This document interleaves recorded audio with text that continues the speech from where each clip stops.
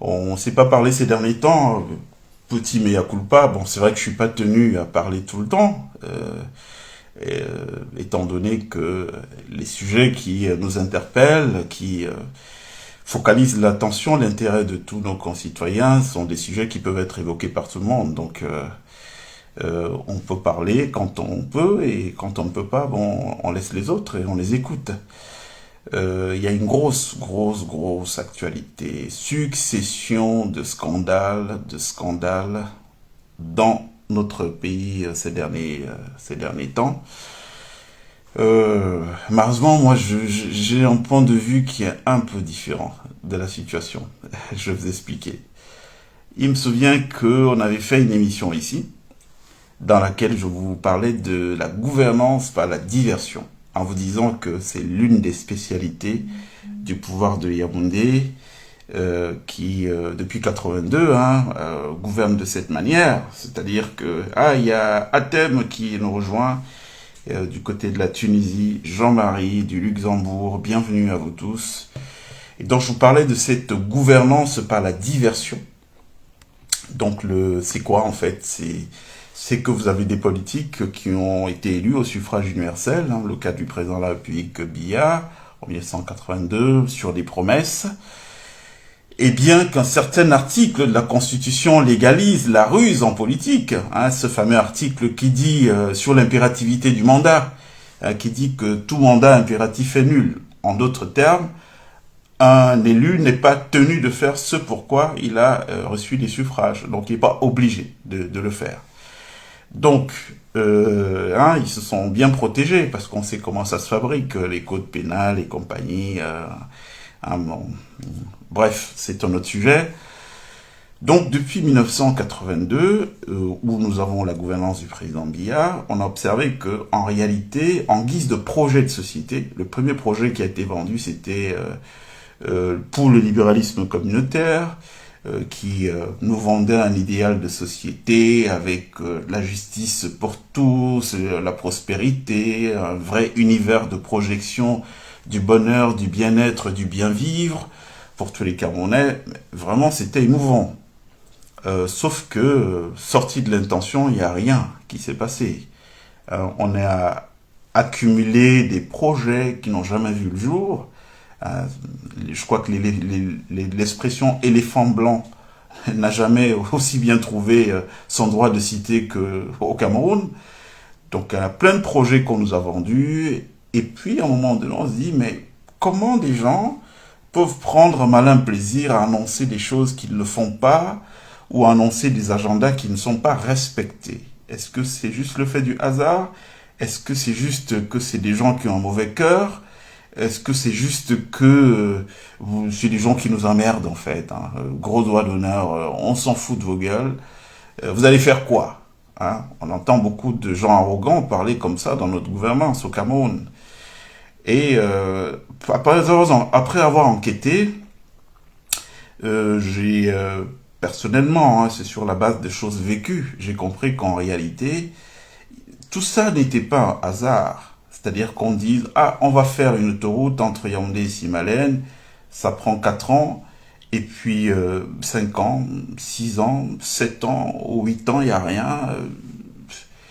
On est toujours sur les travaux, et puis vous vous dites, mais si ce projet a été réalisé sous emprunt, qui dit emprunt dit les traites, donc il faut bien rembourser les créanciers avec dans le timing conclu à la base. Donc quand le timing n'est pas respecté, on rentre dans une spirale en plus de la dette qu'il faut rembourser, mais aussi des intérêts de cette dette.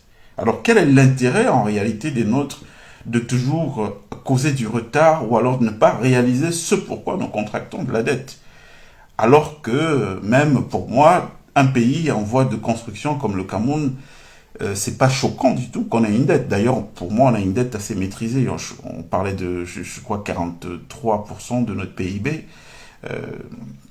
43 ou 47%, je me souviens plus très bien, c'est l'un des deux chiffres de notre PIB. Et je trouve que c'est une dette plutôt maîtrisée. Même comme c'est pas vers ça qu'il faut faire la course. Moi, je serais pour qu'on ait même 100% de notre PIB sur de la dette, mais que ce soit une dette positive. Ça veut dire quoi? Ça veut dire qu'une dette qui va engendrer la construction d'infrastructures, qui va engendrer des investissements qui, eux, vont générer des externalités positives. Donc en ce moment, il n'y a pas de problème. La France, grande économie, plus de 2400 milliards de PIB, ben, ils sont à quoi? Ils sont à 110% d'endettement sur le PIB.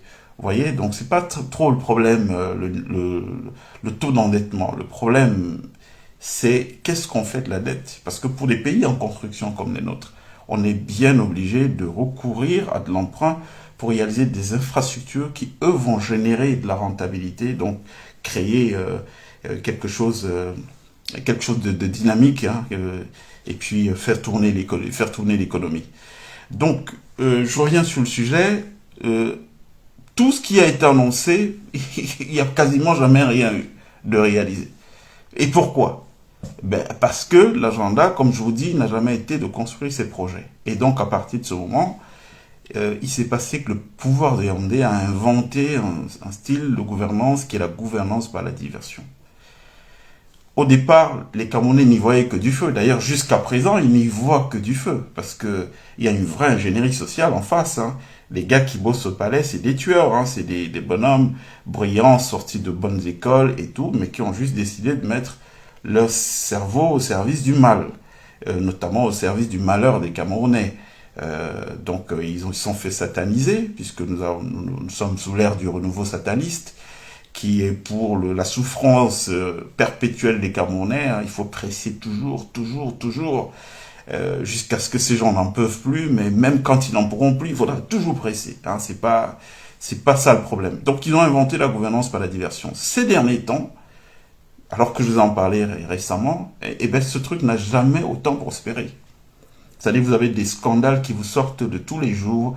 Vous avez des gens qui étaient copains comme cochon hier, qui du jour au lendemain vous jouent un vaudeville en direct.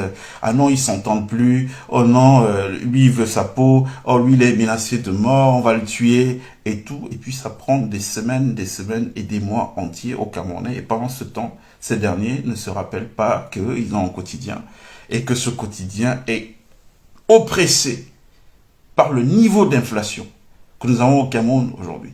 Regardez, le SMIC au Cameroun, c'est 41 000 francs CFA. On vient de nous annoncer comme mesure principale, hein, donc le génie que nous avons au ministère des Finances, lui Paul Motazé, il vient de nous annoncer qu'on va passer, donc moi j'ai connu la carte d'identité à 1000 francs CFA, il fallait payer le timbre de 1000 francs CFA. Du jour au lendemain, on nous a dit non, voilà, on va vers la digitalisation la numérisation des cartes. Donc, on est passé de 1000 francs CFA à 2800.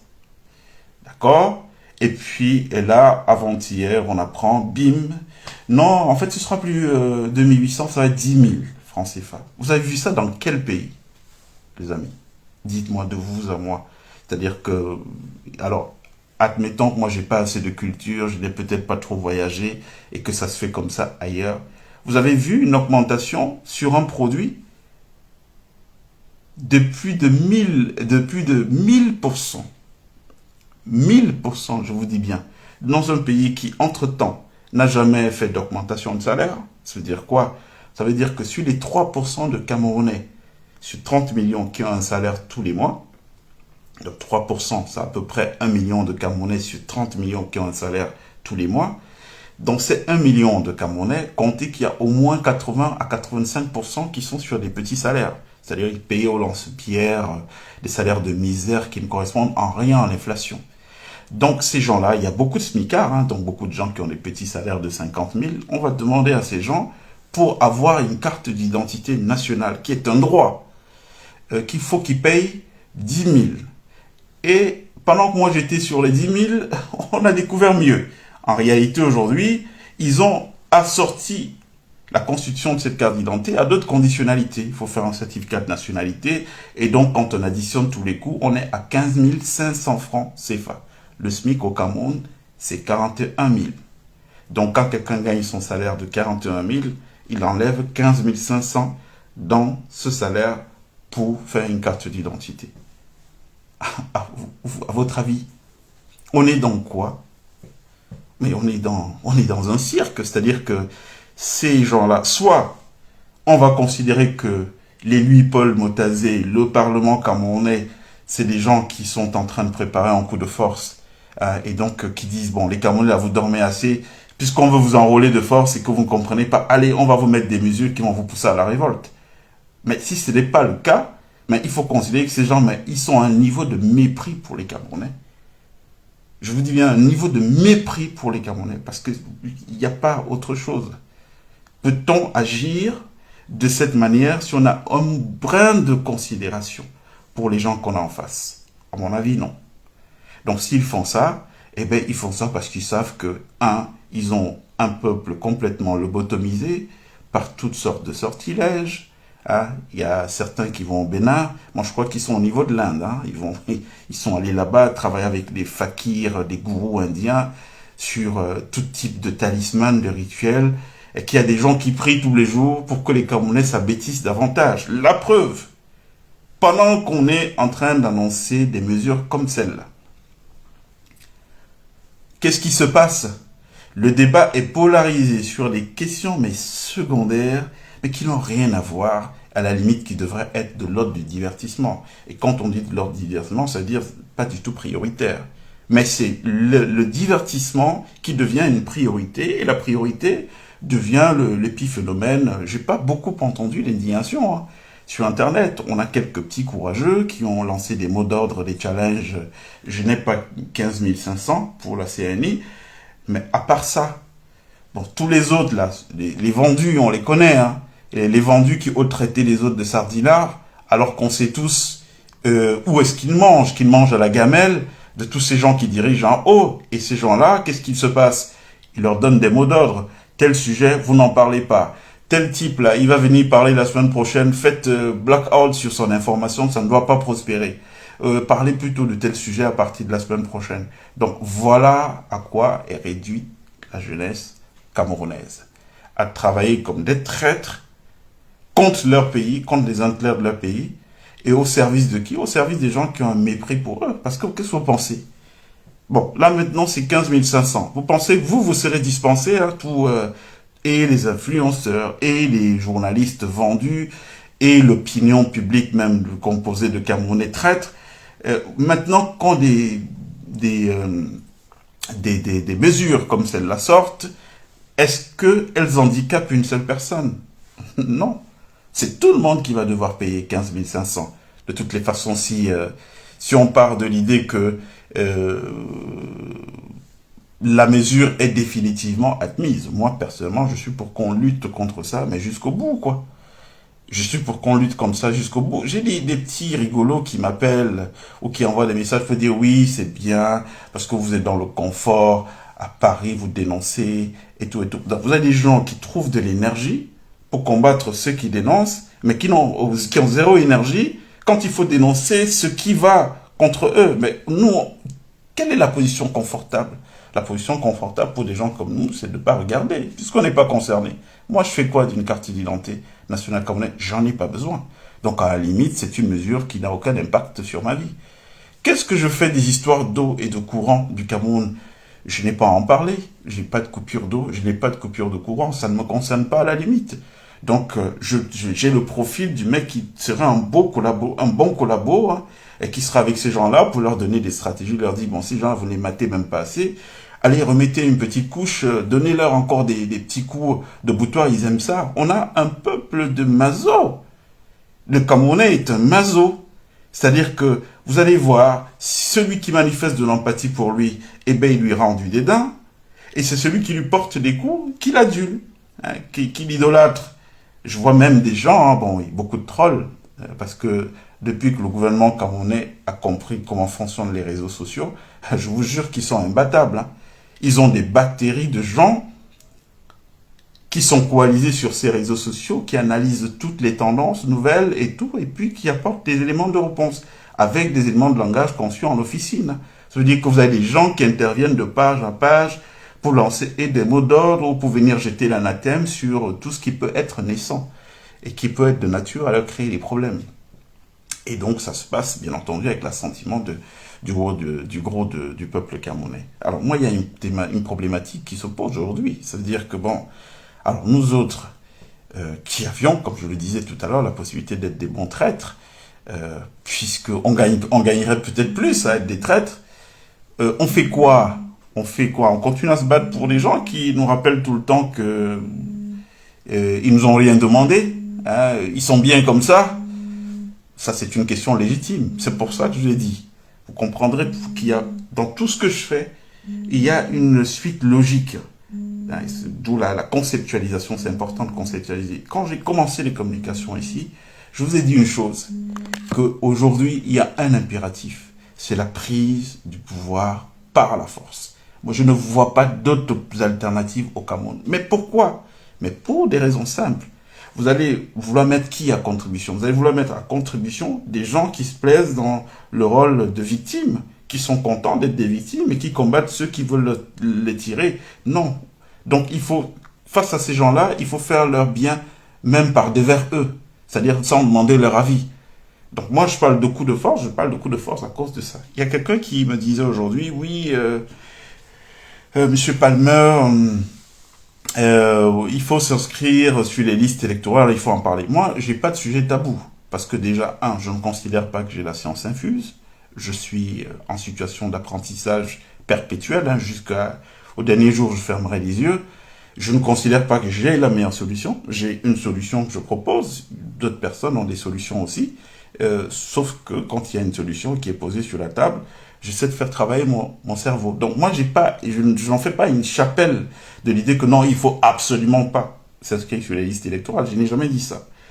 J'ai juste analysé et objectivé ce dispositif dans le contexte de notre pays aujourd'hui qui veut que tout étant verrouillé et qui est un coup d'état scientifique étant en préparation ou plutôt même en opération là, en réalité, ça participe de ce coup d'état scientifique.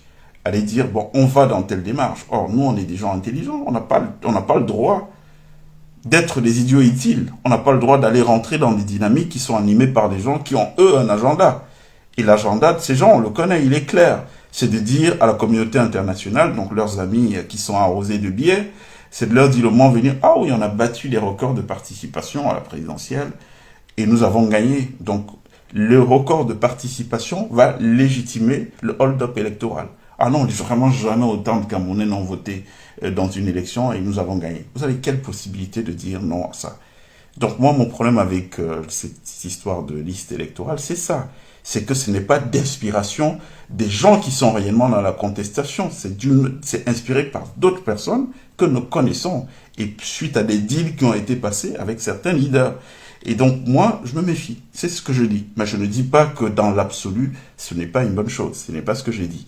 Mais allez, à voir. On peut en discuter. Vous pourrez appeler tout à l'heure pour nous dire comment vous voyez la chose. Alors, il y a Martin Eyebe qui nous dit le web camerounais est bien organisé et ils réussissent à isoler ceux qui sont contre courant, ceux qui ne marchent pas selon leur mot d'ordre. Mais oui, mais vous savez qu'aujourd'hui, il y a des solutions logicielles. Moi, j'en ai vu en Israël, des solutions de veille logicielle. Quand Morgan Palmer, donc mot-clé, introduit dans ces logiciels, dès qu'il dit la moindre chose concernant le Cameroun, tout le monde a les yeux braqués dessus.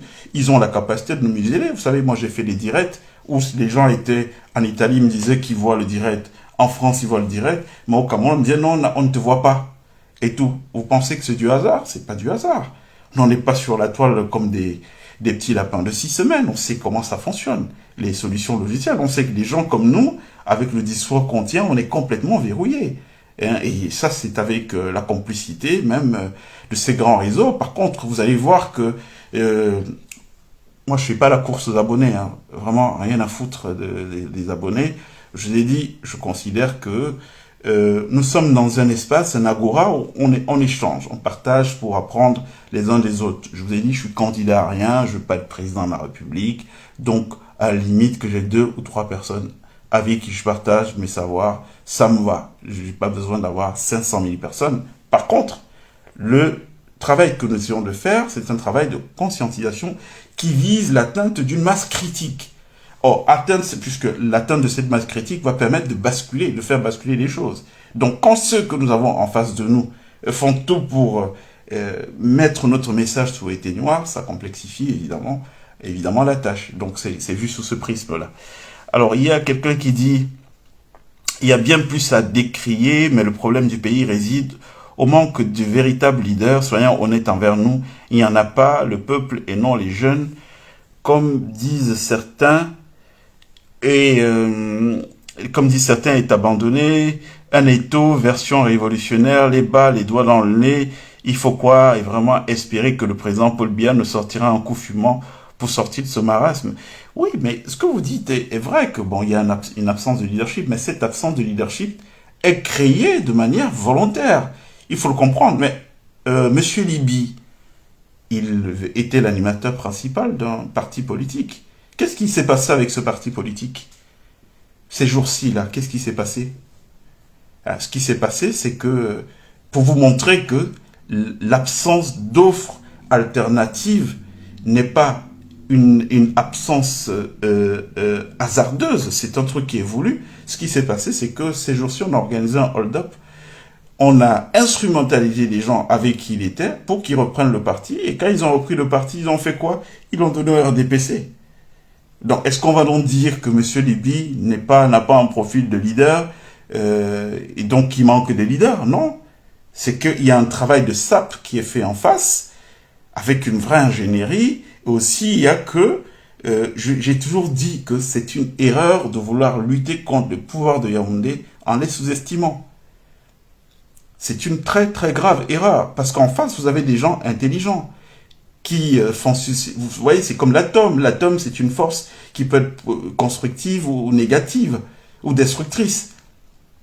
Donc, ça dépend comment vous utilisez ça. Eux, en face, c'est des gens qui ont une vraie ingénierie. Quand vous êtes en combat avec eux, il ne faut pas dormir. Donc, tous ces leaders chez nous, ou alors ceux qui sont préposés au leadership chez nous, devraient mettre en place des stratégies. Les stratégies, c'est déjà de se dire, stratégie unitaire. Moi, je vois bien un truc Cabral, Camto, ou je sais pas moi qui d'autre, se mettre ensemble pour dire, bon, écoutez, nous battons, nous venons sous le même drapeau, là, pour la campagne à venir. Là, on est dans quelque chose de sérieux. Mais maintenant, il se pose un autre problème. On n'est pas toujours sûr même de ces leaders-là, parce qu'on sait ce qui se passe à Itoudi, hein. C'est une grosse machine à corruption. Beaucoup de gens que vous voyez émerger, en tout cas, personne n'existe au Cameroun. Et retenez ce que je vous dis là. Personne n'existe au Cameroun sans avoir fait allégeance au vieux lion à Itoudi. Donc, quand vous n'êtes pas de ce truc, vous détruisez. Vous savez, 2019, j'ai repris le parti politique, un parti politique qui s'appelait le Parti républicain. Allez, on a essayé de dynamiser, de faire la politique un peu comme ça se passe dans tous les pays normaux. C'est-à-dire terrain et tout, on allait à gauche, à droite, on a commencé à beaucoup remuer. Et j'ai expérimenté ce que je vous dis là. C'est-à-dire qu'on organise votre ostracisation. C'est-à-dire, je me rappelle une fois, j'ai organisé une rencontre, hein, les rencontres citoyennes à Ebolova, dans la banlieue à l'entrée d'Ebolova. Et j'étais là-bas, c'est là que je me suis rendu compte du niveau de mafia qu'il y a au Cameroun. C'est-à-dire que pendant que j'étais là-bas, c'est arrivé Chefam Ndongo qui a appelé pour dire que lui là, on ne veut pas de lui là-bas, qu'est-ce qu'il fait là-bas et tout. Et donc du coup, ils ont rameuté tous les gars du village là à mode de boycott. Et les gars du village à qui j'allais tenir quel discours, ben j'allais leur dire que les gars, moi je vois pas d'avenir à être là. L'avenir c'est qu'il y ait des usines qu'on construise et tout. Mais ces gars, ils se sont tournés du discours que je les tenais parce qu'il y a un coup de fil qui est venu de Yaoundé. C'est à peine si de Bolova pour Yaoundé au retour, je ne savais pas à quel moment on allait me tirer sur la route de la voiture pour que je finisse quelque part. Donc c'est pour vous dire qu'il y a une vraie mafia qui est organisée. Ce n'est pas qu'il n'y a pas de leader. Moi, je m'entretiens avec des gens tous les jours, des gens mais d'un très très haut niveau. Quand j'ai dit ici qu'il fallait trouver des gens et tout, on a commencé à dire oui, il faut... Non, on a des Camerounais qui ont du talent, même au Cameroun sur place. Des gens très très brillants qui peuvent porter le leadership. Et donc, mais il faut les protéger. Il ne faut pas les sortir du bois sans qu'il y ait une vraie stratégie pour les accompagner. D'accord ?